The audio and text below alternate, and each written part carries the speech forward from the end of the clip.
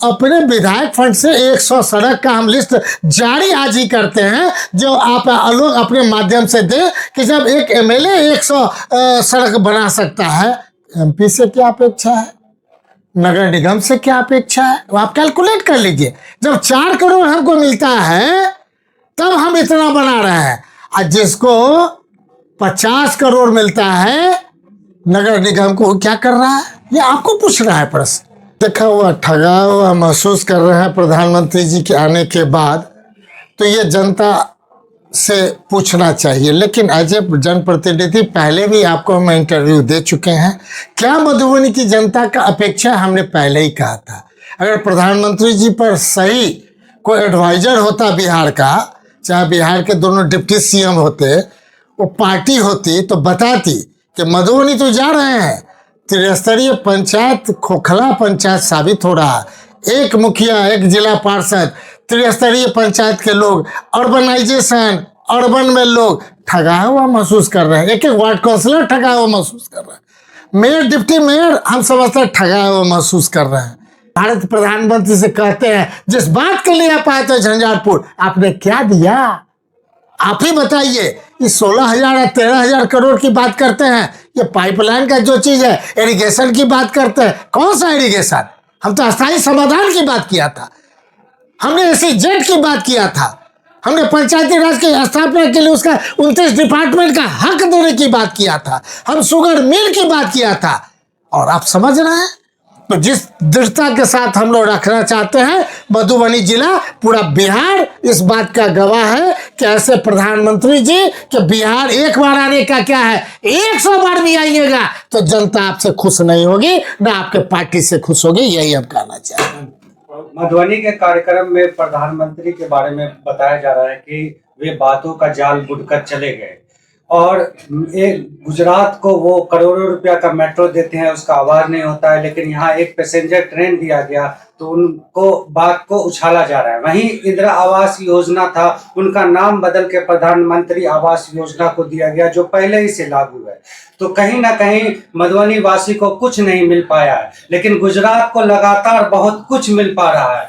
तो ये बात मधुबनी को कैसे समझना चाहिए, आप बताइए ना। जब गुजरातियों को बिहार से जो लेबर मिल रहा है सस्ता, जो वही लेबर बॉम्बे में काम करेगा तो 40,000 लेबर को मिलेगा, उसको मात्र 12,000 15,000 में काम करवाता है, मिनिमम वेजेस भी नहीं देता है, बिहारियों के साथ इंजस्टिस करता है। लेकिन बिहार के मुख्यमंत्री जी, भारत के प्रधानमंत्री जी यही रोजगार दे करके हम क्या कर रहे हैं।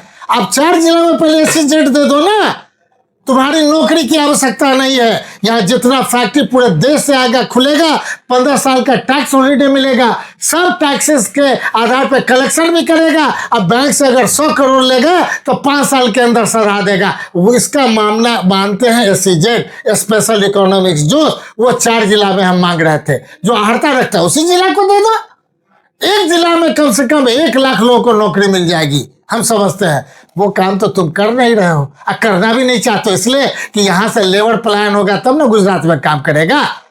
वो दाता समझता है, अरे दाता, तुम दाता नहीं हो, आज तुम प्रधानमंत्री हो, कल कोई और प्रधानमंत्री होगा, नॉर्थ ईस्ट का प्रधानमंत्री बनेगा, और भविष्य में नॉर्थ ईस्ट का के बाद हमारा नॉर्थ बिहार और उत्तर प्रदेश का प्रधानमंत्री जब बनेगा तो अपनी बात रखेगा। उधर का प्रधानमंत्री से यही ना आप उम्मीद करिएगा, आपका हित की बात नहीं करेगा। इसलिए मुझे उम्मीद है कि आप लोग की बात बहुत स्पष्ट है कि भारत के प्रधानमंत्री आने के बाद भी हम लोग ठगा हुआ महसूस कर रहे हैं, मधुबनी जिला के लोग ठगा हुआ महसूस कर रहे हैं, बिहार के लोग ठगा हुआ महसूस कर रहे हैं। तेलंगाना में सर्वे हुआ है जिसमें मतलब कि कंपनी जितने सारे हैं बड़े बड़े और या फिर नौकरियां हैं, उसमें उच्च जाति के लोग ज्यादा पाए गए हैं। वहीं अगर जैसे कैब ड्राइवर, ओला वगैरह का सर्वे हुआ तो उसमें निचले स्तर के जाति हैं जो उनको पाया गया है। तो क्या ये समीकरण जो उच्च स्तर और निचले स्तर के जाति का है वो बिहार में भी देखने को मिलेगा?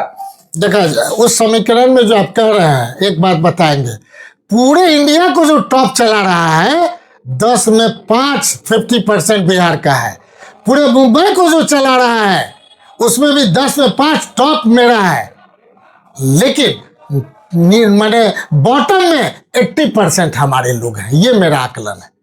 आज वही टॉप का यूटिलाइजेशन बिहार में होगा तो बिहार टॉप कर जाएगा, 1 to 5 आएगा। यही तो तेजस्वी जी का ब्रेन है, यही तो उनका विजन है, यही तो सोच है। वही तो नौकरी की बात करते हैं, वही तो प्लान रोकने की बात करते हैं। आज जो माने आधार बनाते हैं तेजस्वी जी, उसी पर ही लोग चल रहे हैं। चाहे आप देख रहे होंगे कि कैसे निःशक्तों को हम कितना पैसा दें, कैसे महिलाओं को 2500 का माई बहन योजना चलावे, कैसे युवा को कि नहीं हम ये करें। सारा विजन माननीय तेजस्वी जी का है, उसी विजन पर भी लोग चलना चाहते हैं। बिहार के मुख्यमंत्री भी, भारतीय जनता पार्टी भी, और उसी पर भारत के प्रधानमंत्री भी आ रहे हैं। इसलिए झंझारपुर गए, फुलपरास गए तेजस्वी जी, मुख्यमंत्री भी दौड़ के झंझारपुर चले गए, प्रधानमंत्री भी दौड़ के आ गए। तो आप ही बताइए कौन किसके अथी पर चल रहा है। आप देख लीजिए, तेजस्वी जी जो आधार रखते हैं उसी आधार पर ही लोग दौड़ रहे हैं। बिहार आने दीजिए ना, 100 बार दौड़ेंगे। 3 तारीख को पटना में अति पिछड़ा जगह रैली है, उसके बारे में थोड़ी जानकारी दे देते। निश्चित तौर पे आप मान के चले, अति पिछड़ा का जो सम्मेलन होगा बहुत ऐतिहासिक होगा।